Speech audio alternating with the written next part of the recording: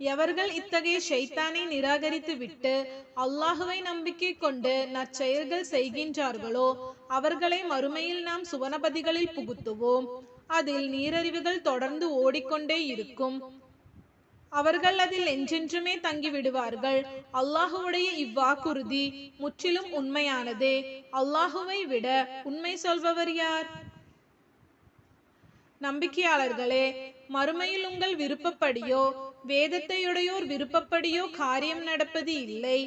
ஆயினும் எவன் பாவம் செய்கின்றானோ அவன் அதற்குரிய தண்டனையை அடைந்தே தீருவான். அவன் அல்லாஹுவை அன்றி தனக்கு உதவி செய்பவர்களையோ அல்லது துணை புரிபவர்களையோ அங்கு காண மாட்டான். ஆகவே ஆணாயினும் பெண்ணாயினும் எவர்கள் மெய்யாகவே நம்பிக்கை கொண்ட நற்செயல்களை செய்கின்றார்களோ அவர்கள்தான் சொர்க்கம் செல்வார்கள். அவர்கள் அற்ப அளவும் அநீதி செய்யப்பட மாட்டார்கள்.